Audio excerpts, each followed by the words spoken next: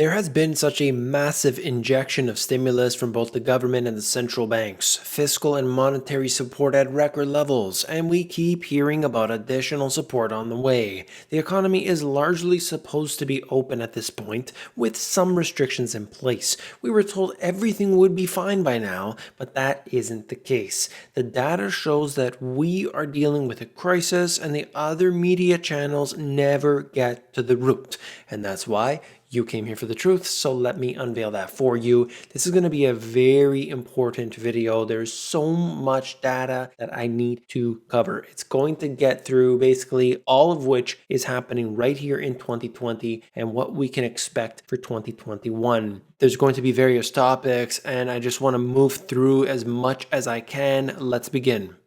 Efforts to lift the economy out of recession pose risk of sparking a financial crisis, economists worry. This article here I'm just using to set up the video because that's what's happening today. You see that they are trying to stimulate the economy, but in fact it only makes it worse. They are using these methods that are completely unconventional, whether we're talking about the Federal Reserve injecting money into the way that they have, or it's coming from the government with their stimulus measures, and they have decided who wins and who loses. A lot of people are still left out. They aren't getting what they need, and largely this affects the bottom 99%, the bottom 50% getting hit the hardest.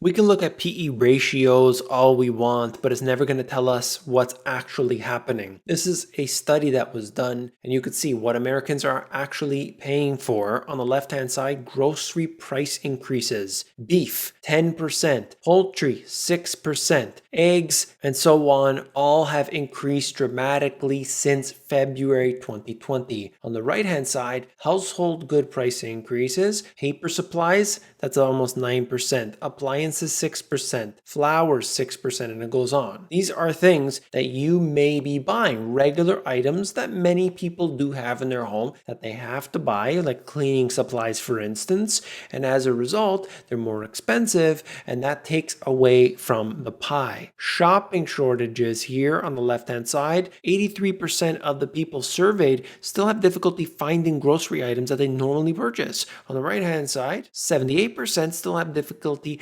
finding household goods that they normally purchase. It goes on. If you want to see the entire thing, the link will be in the description under the sources. But all I want to note is that people have the pie, right? This is part of their income. You split that up, and maybe a piece of that has to go to food, and perhaps some of that has to go to their energy, their gasoline, their heating bills, and so on. Their car is perhaps a bill, maybe with the insurance and all of this stuff. And then you look at maybe their mortgage or their rent and so on. And you go through here and you're left with, let's say, this piece of pie at the end. But if that food starts to take up more and more of it, that piece of the pie gets smaller and smaller and smaller until you're left with very, very little. And ultimately, it's that which drives the economy, because people are going to the movie theater and people are going to see the shows and people are spending on things that they don't necessarily need.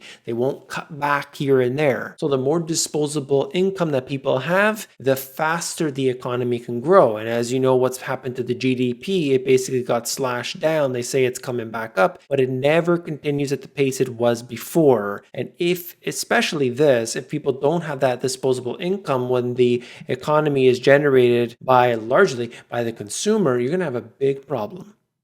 I've talked about the farm bailouts before, and I just wanted to highlight it once again. Direct farm payments, you can see 2020, it shows you larger than anything we have ever seen before. The farm bailout has already cost taxpayers more than $28 billion, a total that doesn't include $14 billion in spending announced this week by the USDA, all without a single dollar being approved by Congress. That's right. Who cares about Congress anymore? Nothing even goes through them at at this point. They are quite ceremonial, and we've seen that for many years, in fact. I've highlighted specifically why the farm bailouts are an issue. We looked at this when the second bailout, I believe it was, of the farmers took place. Most of the money goes to the top. Most of the money goes to the big agribusinesses, not to Farmer Joe down the street, okay? It just doesn't happen like that. We have looked at all that. We've broken it down. You and I both know. And unfortunately, the money is going from the taxpayer to the big businesses once again.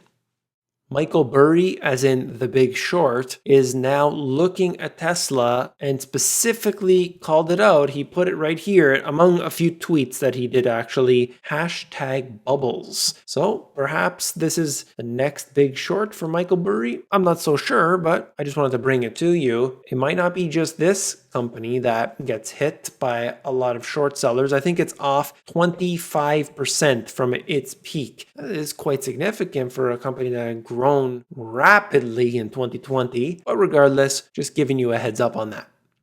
U.S. junk bonds set a $329 billion sales record amid yield hunt. All I'm trying to highlight here is that we have this desperation for more yields, for more returns, because you look around, bonds are trading in the negative. You have these investments out there that are supposedly safe and secure, but they're not getting the return that investors want. What about the pension funds? They are claiming that they're going to get you a 7% return, or that they need to get a 7% return in order to be able to actually pay people when they need their pensions, and they're not getting that. So what happens? Well, you have a shortfall. If you can't get that 7% or 6% or whatever it is, that's the number they decided, they have to take riskier bets. And they do so. In this case, they're just showing you junk bonds, obvious demand for it, but they're going more into equities in some cases. They're going more into riskier so-called investments. I thought this was really interesting, and unlike some others, I'm not putting too much weight into it at this point, but it is important to mention, it is important to make you aware of this. This comes directly from the Cleveland Fed website. I'm not pulling this off of some other website out there. I'm not just talking to you about some fantasy. This is directly from the source itself. Central bank digital currencies. The experience with the situation here in 2020, the emergency payments, has brought forward an idea that was already gaining increased attention at central banks around the world, and that is central bank digital currency, CBDC. Legislation has proposed that each American would have an account at the Fed in which digital dollars could be deposited as liabilities of the Federal Reserve banks, which could be used for emergency payments. Many have talked about this previously. It is officially being discussed at the Federal Reserve. Does that mean they're going to go for it? Not necessarily. Does that mean this is helicopter money? Certainly looks like it, but I would be very careful about the creepy gentleman reaching out and offering the piece of candy. Hey kid, have some candy. It seems like a good idea, but is it? Other proposals would create a new payment instrument, digital cash, which would be just like the physical currency issued by central banks today, but in a digital form and potentially without the anonymity of physical currency. Central banks could support these without the need for commercial bank involvement via direct issuance to the end user's digital wallets, combined with central bank facilitated transfer and redemption services. All I want to note here is that there is no infrastructure built at this time for this, according to the Cleveland Fed. They don't have this according to them. Maybe in the background something is there, who knows? But let's not get ahead of ourselves. Yes, they're talking about it, but is this the way that the next round of helicopter money is coming in will largely be taking place with? You know what? I'm not going into there. There's a lot of fantasy talk around this. I don't know. I don't speculate. I don't predict in this manner, but I do want to highlight it. That's why I'm talking about it. If you want to read the entire thing, the link will be in the description. Check it out. One of the most repeated sentences in the financial media is do not fight central banks or don't fight the Fed, making the argument that you have to be invested in equities and especially the most cyclical part because central banks increase money supply and support risky assets. We've all talked about this many times before. Reality shows us otherwise. Following the central bank only works in the United States and particularly technology companies, right? We've talked about that, but in Europe, following the central bank is not only a bad idea, it is counterproductive. So watch out because it's not don't fight the Fed, meaning put all your money in. There's more to it than that. The balance sheet of the ECB has expanded more than 147% since 2014, and the Stoxx 600 index, which includes the 600 most important companies in Europe, has appreciated just over a paltry 4%. So the balance sheet goes up 147% and the stocks 4%. Big disparity. There is a similar story in emerging markets. Global money supply has soared to all-time highs, and the emerging market MSCI index has barely appreciated 5%. In fact, investors are taking significantly more risk only to follow monetary policy for weaker results. That was a lot, I know, but I wanted to make it clear because it's an issue that we hear about all the time, and the people who say that are largely invested in the tech stocks. We know that it is very clear. And as I have said many times before, there is a narrowing band over time of investable companies. So we get to the end and you have those FANG stocks, however you want to spell it, whichever companies you want to include. Now it's the FAAMG or something. Essentially, what I like to look at is not the letters, but tech stocks. That's what we're talking about here, okay? And there's always a rotating group, a handful that are outperforming the others. Is it work from home now? Okay, Zoom stock goes up, parabolic rise, and now that's the play. Oh, but now people are going back to work, so suddenly it's not worth quite as much. Amazon is hiring a whole bunch of people, so let's put our money there. It's always going to fluctuate. We know where the money is today, at least where it's been flowing into.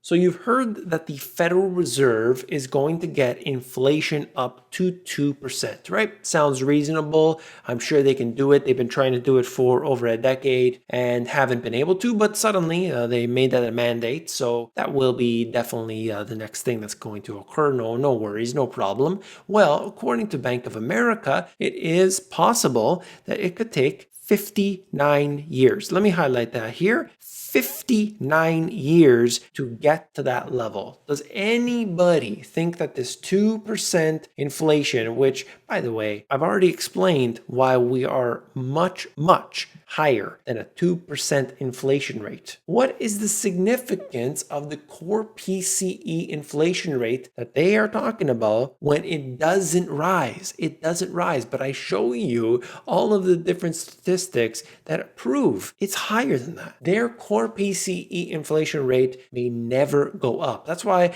you hear about, well, we're experiencing deflation. We're experiencing deflation. No, you got to look at the right place. If you're looking at the CPI, you're not going to see it. If you're looking at the PCE, you're not going to see it. This is important to make that distinction. UBS CEO added his voice to the choir of finance executives questioning the impact of having much of the workforce working remotely. For UBS going forward, he expects 20 to 30% working from home at any time and said that an 85% rate for banks is not sustainable. This isn't the only company, of course, to say this. Many others have. They believe that they want to get everybody back to work. So what does that mean for certain companies, for certain aspects of the business? Think about Zoom stock. Is it as necessary as they thought? Will people need all of that home office equipment that suddenly there was a surge to get in on? Will people be redesigning their homes to have these home offices if we expect to be going back to work? There's a lot to think about right here. This article here is talking about Los Angeles and how the prices have reached an all-time record high. We've had houses with 40 to 50 offers. It's just bizarre. And essentially what they're talking about here is a lot of people who are working from home at this time and other reasons as well, but they need to move into a place that has more space. So they're bringing the prices up for a lot of areas that have maybe that extra bedroom or maybe an extra space where they can have that home office, or just the fact that maybe they've got 3, 4, 5 people in the household all home at the same time. They need some space. That's pushing the prices up right now. And it's not just Los Angeles. There are many other cities experiencing the same thing. I thought this was quite interesting. Mall of America tests live stream shopping to bring guests back virtually. So it's like QVC or the shopping channel, where you will have somebody in the store there. They're walking you through the different products that they have, and you could purchase online. So it's kind of halfway in between online shopping and physical locations. I'm not sure that this is going to actually take off, but this shows you the desperation of this industry. De Blasio to furlough 9,000 New York City employees amid lack of U.S. aid. More money is required, more money will be given, but how many jobs will ultimately come back? And to finish off the video, my goodness, we have seen weather derivatives. I talked about that before, but now CME and NASDAQ to launch water futures contract. Market will be the first of its kind for world's most crucial commodity. Do you think that water should be privatized? This is an interesting one here. On a side note, I do believe that Canada is well positioned in terms of fresh water. I think they have the most fresh water in the world as far as I'm aware. I'm not sure how that plays into these water futures contracts, but I do think it's important to have these different resources, one like water, which we generally take advantage of. That's all for this video. If you found it informative, hit that thumbs up button. When you do, you are supporting me. I want to thank you for that. If you want to check me out on Instagram and Twitter and anywhere else, just do a search for the Money GPS. Do you want to know how to sell stuff online? I'm talking about e-commerce. And definitely check out my free e-course, completely free, in-depth, the AmazonGPS.com. If you want to know what's going on in the financial system, you need to read these 2 books. They have everything, top to bottom, A to Z. Check them out at the link in the description. If you want the audiobook instead, themoneygps.com. Hey now, don't go anywhere. You've got to watch this video. So much data. Check it out. I'll see you there.